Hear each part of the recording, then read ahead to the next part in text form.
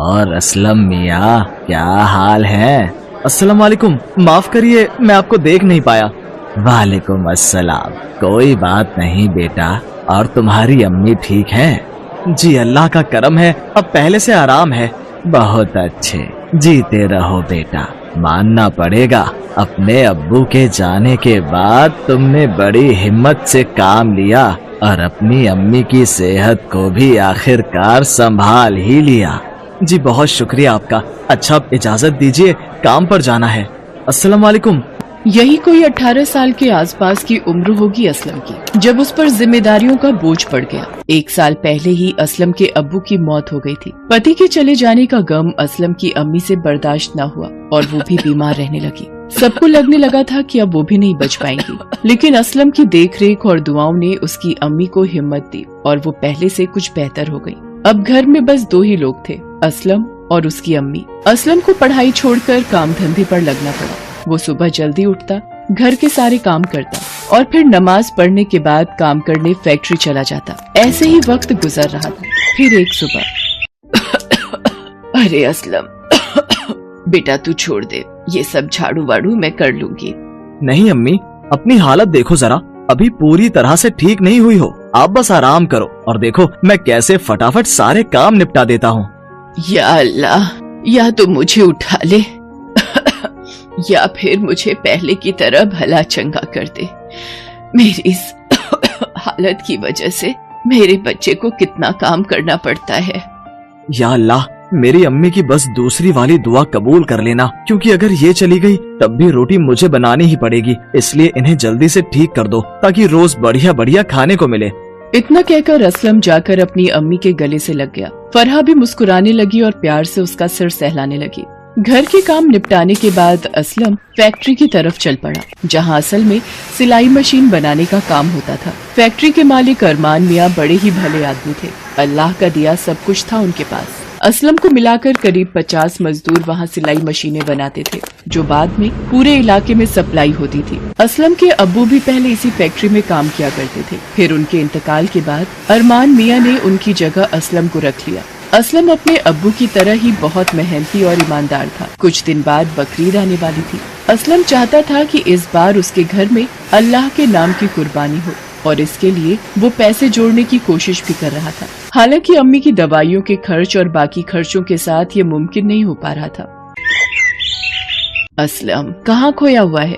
नहीं अम्मी, वो बस ऐसे ही कुछ सोच रहा था। क्या बात है बेटा, मुझसे बोलना। कुछ नहीं अम्मी, इस बार मैं जरूर कुछ ऐसा करूँगा कि आपको नाज होगा मुझ पर। अरे मेरे बच्चे, मुझे तो हमेशा से तुझ पर नाज है। तुझ जैसा बेटा तो बड़े नसीबों से मिलता है। असलम किसी भी तरह से इस बार बकरीद का त्योहार अपने घर में अच्छे से मनाना चाहता था और इसके लिए उसने 3000 रुपए बचा भी लिए थे। फिर बकरीद से 1 हफ्ते पहले वो बकरा मंडी जाने के लिए तैयार होने लगा। असलम कहाँ जा रहे तू? आज तो तेरी छुट्टी है ना? जी अम्मी छुट्टी तो है, बस एक दोस्त से मिलने जा रहा हूँ, जल्दी आ जाऊंगा। कुर्बानी के लिए बकरा लाकर असलम अपनी अम्मी को खुश करना चाहता था, इसलिए उसने उस वक्त उनसे कुछ भी नहीं बताया।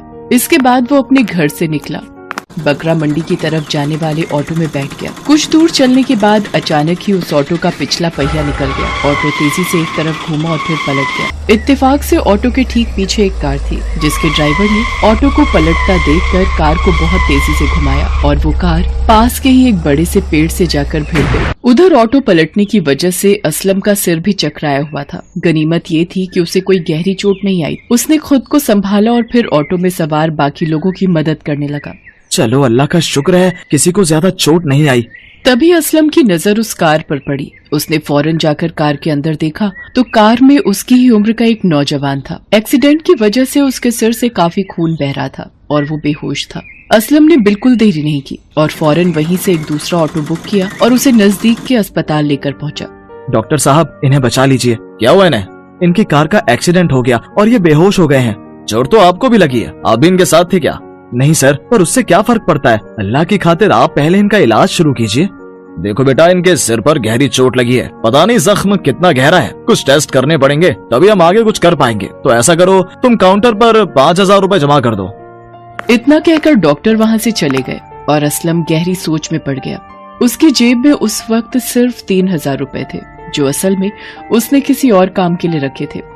आपके मरीज को ऑपरेशन थिएटर ले जा रहे हैं, ये उसका सामान है, इन्हें आप रख लीजिए। जी शुक्रिया आपका। असलम ने पर्स खोलकर देखा तो उसमें रखी आईडी से पता चला कि उस लड़के का नाम फरहान है। उसके पर्स में 2000 रुपए भी थे। असलम ने उन 2000 रुपयों के साथ अपने 3000 रुपए मिलाए और काउंटर पर जमा कर दिए। कुछ देर बाद डॉक्टर साहब अब कैसे हैं वो? ऊपर वाले का शुक्र है कि तुम उन्हें सही वक्त पर यहाँ ले आए, वरना जान बचाना बहुत मुश्किल हो जाता। या अल्लाह, बहुत बहुत शुक्रिया। अच्छा बेटा देखो, मैं जानता हूँ कि तुम इस लड़के के परिवार से नहीं हो, इसलिए मैंने तुमसे सिर्फ टेस्ट के पैसे जमा करने को कहा और इस लड़के का ऑपरेशन कर दिया। पर अब तुम्हें जल्द ही इसके परिवार वालों को ढूंढना होगा आगे की फॉर्मेलिटीज के लिए। जी मैं उन्हें ढूंढने की कोशिश करता हूँ। काफी देर सोचने के बाद असलम को एक तरीका सूझा और उसने फरहान के पास जाकर उसके फिंगरप्रिंट से उसके फोन को अनलॉक किया। फिर उसने उस लड़के के फोन की लास्ट कॉल वाले नंबर पर कॉल किया और सारा हाल बता दिया। वो नंबर फरहान के एक दोस्त का था जिसने तुरंत ही उसके घर पर हादसे की इत्तला कर दी। कुछ देर बाद एक बड़ी सी गाड़ी अस्पताल के बाहर आकर रुकी। उस गाड़ी से अरमान मियाँ बाहर निकले, जिनकी फैक्ट्री में असलम काम करता था। असलम, तुम यहाँ क्या कर रहे हो? और ये तुम्हारे सर पर चोट कैसी? सब ठीक तो है ना? जी मैं तो ठीक हूँ, बस किसी का इंतजार कर रहा हूँ। एक भाईजान अंदर एडमिट हैं, उनके अब्बू यहाँ आने वाले हैं। असल में फरहान अरमान मियाँ का ही बेटा था, जो एक दिन पहले ही विदेश से अपनी पढ़ाई खत्म करके वापस लौटा था। असलम ने उसे कभी नहीं देखा था, इसलिए पहचान नहीं सका। अरमान मियाँ भी उस वक्त तक कुछ नहीं जानते थे। उन्होंने असलम को अपने बेटे के एक्सीडेंट के बारे में बताया और फिर दोनों अस्पताल के अंदर गए। वहाँ जाकर दोनों को सच्चाई का पता चला। भाई साहब, आपके लड़के की जान बची है तो इस लड़के की वजह से। ये लड़का बड़ा हिम्मती और नेक दिल है। बिना जान पहचान होते हुए भी इसने आपके बेटे को बचाने के लिए अपनी जमा पूंजी लगा दी। कुछ घायल होने के बावजूद इसे आपके बेटे की ही चिंता थी हर वक्त। यकीन मानिए, अगर अस्पताल लाने में थोड़ी सी भी देर हो जाती तो हालात कुछ और ही होते। सच्चाई जानकर अरमान मियाँ ने असलम के हाथ पकड़ लिए और रोते हुए उससे बोले, असलम बेटे, मैं किस तरह तुम्हारा शुक्रिया अदा करूं? तुम्हारा ये एहसान मैं कैसे चुकाऊं? नहीं मालिक, ये आप क्या कर रहे हैं? आप मालिक साहब, एहसान तो आपका है मुझ पर। तभी अस्पताल का एक कर्मचारी वहाँ आया और उसने काउंटर पर जमा कराए गए 5000 रुपए की रसीद अरमान मियाँ को पकड़ा दी, जिसे देखकर वो सारी बात समझ गए और असलम से बोले, बेटा ये पैसे तुमने काउंटर पर जमा किए, पर अभी तो तुम्हें तनख्वाह भी नहीं मिली होगी। जी वो मैंने ये पैसे बचा कर रखे थे। असलम की हिचकिचाहट और मुरझाया हुआ चेहरा देखकर अरमान मियाँ पूरी बात समझ गए। उन्होंने असलम को गले से लगा लिया और फिर अपने ड्राइवर से कहकर असलम को उसके घर छुड़वाया। फिर उसी शाम असलम के घर के दरवाजे पर किसी ने दस्तक दी। जी बताइए। जी, ये आपके लिए ये बकरा अरमान मियाँ ने भेजा है और कहा है कि बकरा ईद पर कुर्बानी के बाद उनके बेटे की सलामती की दुआ जरूर करना। उस बकरे को देखकर असलम की आंखों में आंसू आ गए। फिर सब ठीक हो गया। असलम और उसकी अम्मी ने बड़े दिनों बाद कोई त्योहार अच्छे से मनाया और सही मायने में असलम ने जो कहा था वो कर दिखाया, क्योंकि अब सिर्फ असलम की अम्मी को ही नहीं बल्कि उसे जानने वाले हर शख्स को उस पर नाज था।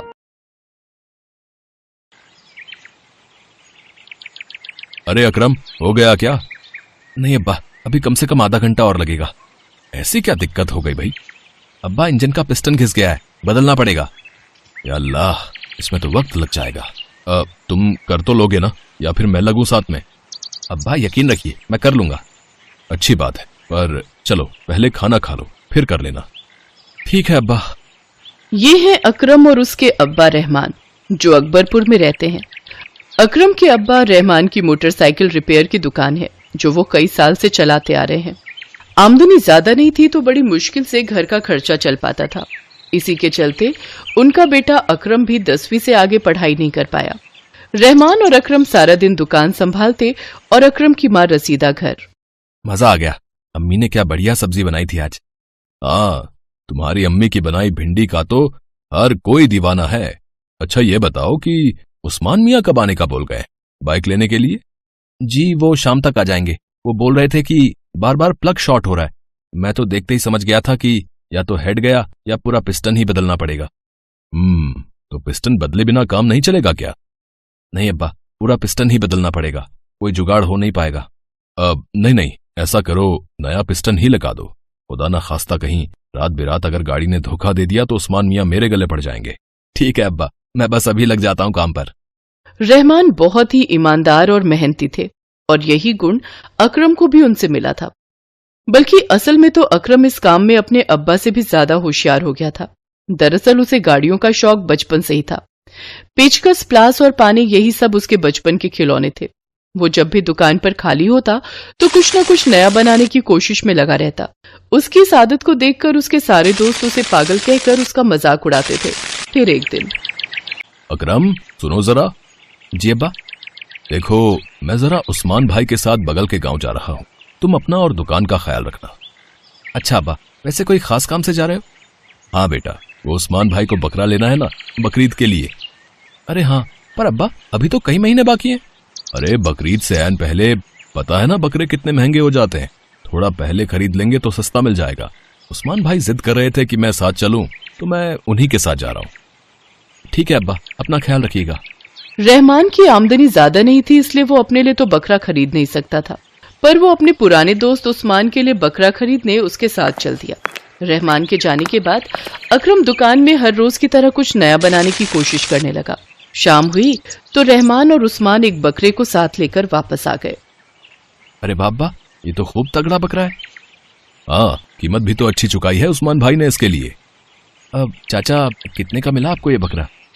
अरे पूछो मत, 15,000 मांगे थे इसके, बड़ी मुश्किल से 12,000 में लेकर आया हूँ। सच में बड़ा महंगा पड़ा आपकी बार। अच्छी बात है। अच्छा चाचा, ये तो बताइए आपकी बाइक कैसी है, मतलब वो ठीक तो चल रही है ना? हाँ बढ़िया एकदम। रहमान भाई बकरे के चक्कर में बताना ही भूल गया, भाई मान गए, आपने तो हमारी बाइक एकदम ही चकाचक कर दी। शुक्रिया भाई, पर इस बार सारा काम अकरम ने अकेले किया है आपकी बाइक में।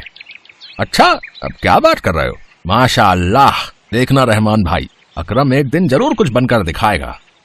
इंशाअल्लाह भाई। वक्त गुजरने लगा और कई महीने बीत जाने के बाद बकरीद नजदीक आ गई। फिर एक सुबह जब अकरम और रहमान अपने घर में सो रहे थे, तभी तेज हल्ले से उनकी नींद खुल गई। अब्बा उठिए, देखिए जरूर कुछ तो हुआ है बाहर। अरे हाँ, क्या हो रहा है, अब बाहर जाके देखना पड़ेगा। रहमान और अकरम घर से बाहर निकले तो देखा कि उनके मोहल्ले में रहने वाला फुरकान जोर जोर से चिल्ला रहा था। मेरा बकरा चोरी हो गया, मेरा बकरा चोरी हो गया, या अल्लाह, अब मैं क्या करूं, अब मैं कुर्बानी कैसे करूंगा? बकरा चोरी हो गया? और कब और कैसे? देखो ना रहमान भाई, रात में बकरे को यहीं बांधा था और जब सुबह उठा तो देखा कि कोई मेरा बकरा खोल के ले गया। पूरे 15,000 देकर खरीदा था मैंने वो। आसपास देख लो फुरकान भाई, कहीं रस्सी खोल कर चला गया हो। हर तरफ देख लिया रहमान भाई, वो चोरी ही हुआ है, पता नहीं कौन उसे खोल ले गया। पूरा मोहल्ला इसी चिंता में था कि आखिर वो बकरा गया कहाँ। 2 दिन बाद मोहल्ले के एक और घर से फिर बकरा चोरी हो गया। अब तो हर कोई परेशान हो गया। 2 दिनों में मोहल्ले से 2 बकरे गायब हो गए थे। चोर बहुत ही शातिर था और किसी की पकड़ में नहीं आ रहा था, लेकिन अब सभी सतर्क हो गए थे और अपने अपने बकरों का खास ख्याल रखने लगे थे। लेकिन इसके बावजूद अगले दिन ही उस्मान के घर से भी बकरा चोरी हो गया। ये वही बकरा था जो उस्मान और रहमान दोनों एक साथ खरीद कर लाए थे। बकरा चोरी होने से दुखी उस्मान से फिर रहमान ने कहा, अब क्या करें भाई, शायद अल्लाह को यही मंजूर था। नहीं रहमान भाई, मैंने देखा था उसे रात को। वो चोर, वो एक औरत है। क्या बात कर रहे हो भाई? हाँ रहमान भाई, रात में खटपट हुई तो मैं फौरन बाहर आया। मैंने देखा कि एक औरत बुरके में मेरा बकरा खोलने की कोशिश कर रही थी। जब मैंने उसे रोकने की कोशिश की तो उसने मुझे ऐसा मुक्का मारा कि मैं तो बेहोश ही हो गया, और जब होश आया तो मेरा बकरा गायब था। उस्मान की बात सुनकर हर कोई हैरान था। पूरे इलाके में ये खबर फैल गई कि चोर एक औरत है जो रात के अंधेरे में बुर्का पहनकर आती है और लोगों के घरों से बकरे खोलकर ले जाती है। इसके बाद रहमान की दुकान में बहुत बुरा हुआ उस्मान चाचा के साथ। हाँ, और बताओ, चोर एक औरत है, खुदा खैर करे। अब्बा, अब मुझे नहीं लगता कि वो एक औरत है। क्यों, ऐसा क्यों लगता है तुम्हें? आप खुद ही सोची ना कि 5 फीट की दीवार फांद दी और उस्मान चाचा जैसे हट्टे कट्टे आदमी को एक मुक्के में बेहोश कर दे। अब और फिर इतना तगड़ा बकरा बगल में दबाकर एक औरत भला ले जा सकती है क्या? बात तो ठीक है तुम्हारी, पर अब करें तो क्या करें? एक तरकीब है मेरे पास। इतना कहते ही अकरम अपनी दुकान में गया और कुछ लोहे के पाइपों को साथ लेकर बैठ गया। वो उनकी वेल्डिंग करने लगा। फिर रात में, अब्बा ये लीजिए, तैयार हो गया हमारा बकरा। अब ये पकड़वाएगा उस चोर को। है पर ये तो, लेकिन ये कैसे पकड़वाएगा उस चोर को? बस अब आप देखते जाइए, कल सुबह तक तो वो चोर सबके सामने होगा। दरअसल अकरम ने लोहे का एक नकली बकरा बनाकर तैयार कर दिया था और उस पर ऐसा पेंट किया था जिससे वो बिल्कुल असली बकरा लग रहा था। अकरम ने जानबूझकर उस नकली बकरे को अपने घर के खुले आंगन में बांध दिया और आराम से सोने चला गया। थोड़ी ही देर बाद अचानक बाहर के किसी के जोर से चीखने की आवाज आई। अब्बा उठिए, काम हो गया है? चलो चलो जल्दी चलो। जैसे ही अकरम और रहमान आंगन में आए तो उन्होंने देखा कि वाकई वहां पर बुर्का पहने चोर जमीन पर औंधे मुंह गिरा पड़ा था। अकरम और रहमान ने फौरन जाकर उसे पकड़ लिया और फिर पूरे मोहल्ले को इकट्ठा किया। वाह भाई अकरम, जो काम कोई नहीं कर पाया वो तुमने कर दिखाया। लेकिन ये तो बताओ आखिर कैसे पकड़ा इस चोर को तुमने? चाचा, इस चोर को उल्लू बनाने के लिए मैंने लोहे का नकली बकरा बनाया और उसके गले में रस्सी के बजाय करंट वाली बिजली की तार बांध दी। बस फिर जैसे ही इस चोर ने बकरे को छुआ, हो गया इसका काम। बहुत बढ़िया बेटा, चलो अब जरा इन मोहतरमा का चेहरा तो देखें और फिर इनसे अपने बकरे भी तो वापस लेने हैं। रसीदा बहन, जरा जाइए तो। उस्मान के कहने पर जैसे ही अकरम की माँ रसीदा ने चोर के चेहरे से पर्दा हटाया तो वहां मौजूद हर कोई हैरान रह गया। बुरके के अंदर कोई औरत नहीं बल्कि फुरकान था, वही फुरकान जिसका बकरा सबसे पहले चोरी हुआ था और उसके बाद से ही लगातार बकरे चोरी हो रहे थे। उस्मान ने आगे बढ़कर फुरकान से पूछा, क्यों बे, क्या है ये सब है? तेरा तो खुद का बकरा चोरी हुआ था ना, सच सच बता वरना। मुझे माफ कर दो भाईजान, माफ कर दो। मेरे मन में लालच आ गया था, इसलिए मैंने आप सबके बकरे चुराए। पर तेरा खुद का बकरा वो कहाँ गया? वो असल में मैंने अपना बकरा बेच दिया था और फिर आप सबसे झूठ कहा कि वो चोरी हो गया, ताकि आप सब मुझे बेचारा समझे और मुझ पर कोई शक ना करे। मुझे लगा था कि ऐसा करके मैं कभी पकड़ा नहीं जाऊंगा और सबके बकरे ईद से ऐन पहले महंगे दामों पर बेचकर खूब पैसे कमाऊंगा। बेटा, चाल तो तेरी अच्छी थी, पर मेरे अकरम के सामने चल नहीं पाई। इसके बाद मोहल्ले के लोगों ने फुरकान को पुलिस के हवाले कर दिया और फिर सभी ने होशियार अकरम की पीठ थपथपाई। साथ ही बकरीद का त्योहार भी खूब हंसी खुशी के साथ मनाया।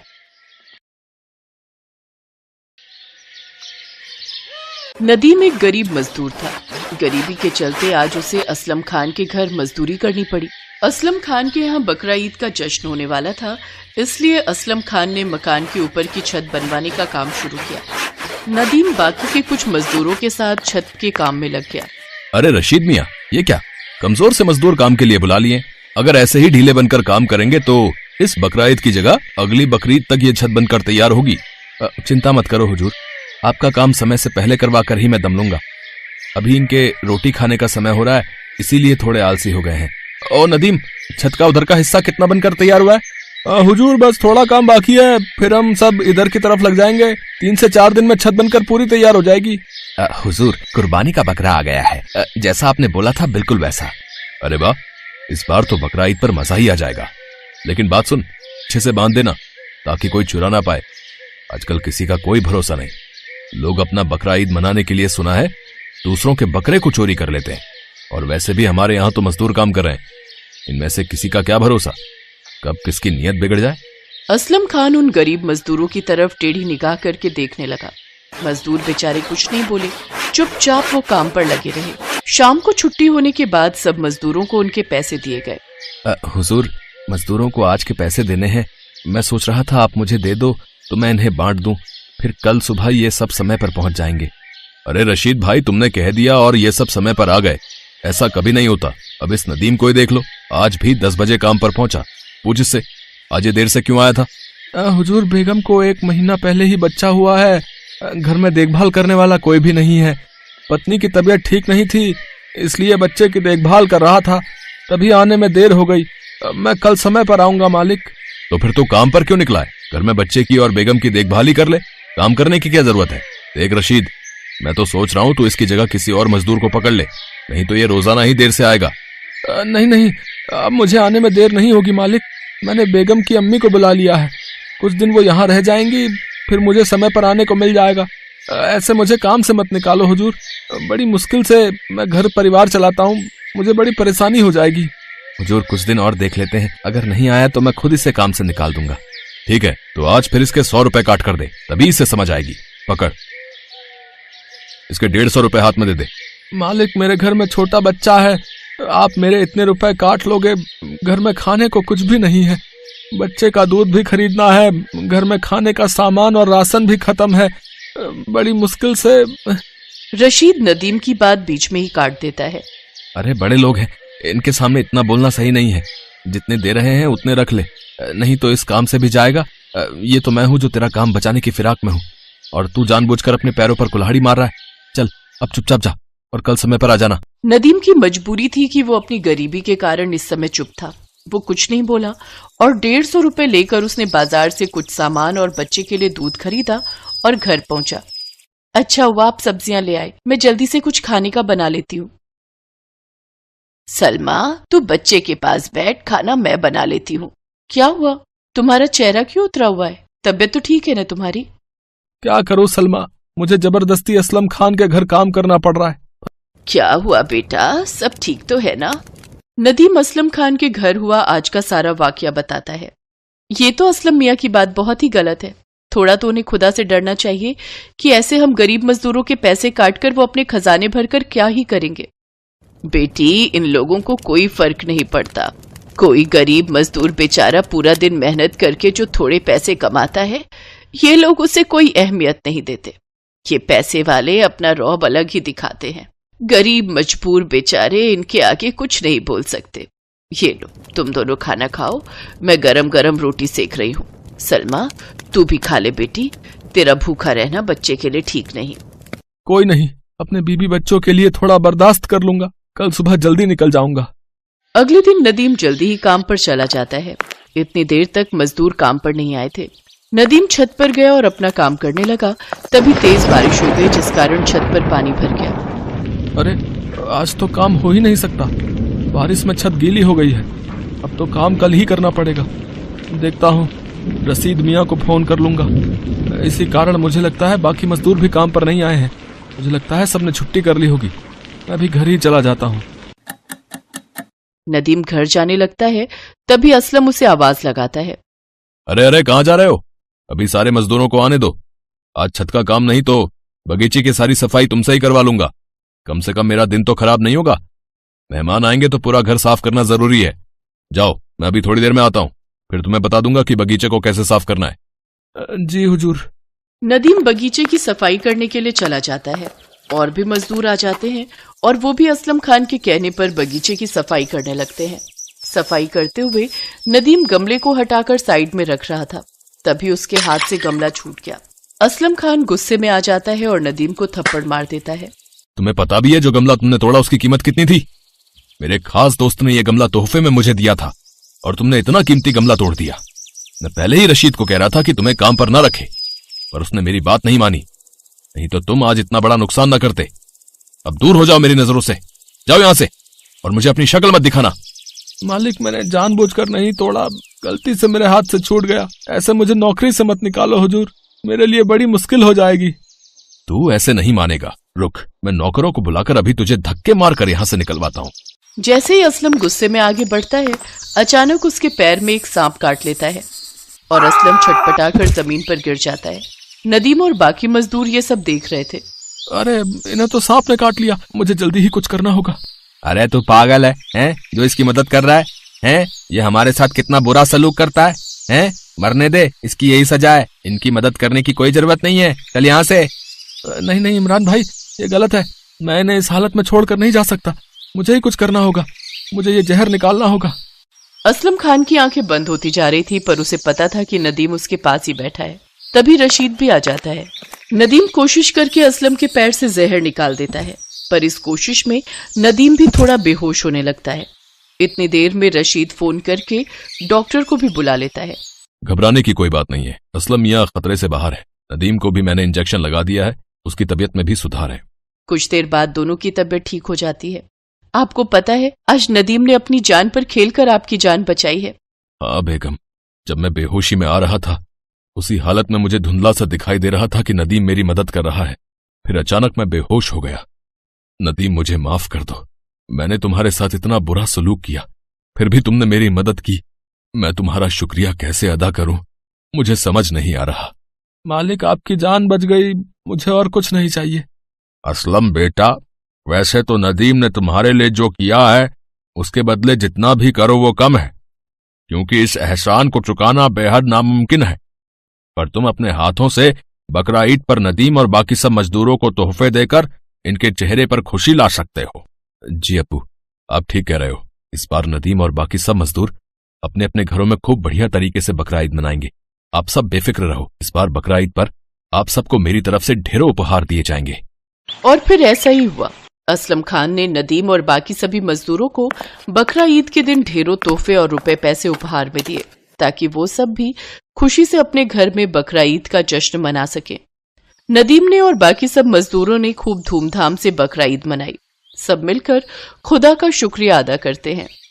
असलम खान ने उस दिन से अपने व्यवहार को बदल लिया। वो नदीम और बाकी सब मजदूरों के साथ बहुत अच्छे से बर्ताव करता था। असलम ने और भी लोगों के घर नदीम और बाकी मजदूरों को काम दिलवाया और वो पूरा ध्यान रखता था कि रशीद नदीम और सभी मजदूरों को सही तरीके से पैसे बांटे, ताकि किसी भी मजदूर के साथ कुछ भी गलत ना हो और सभी मजदूरों का घर परिवार ठीक से चलता रहे।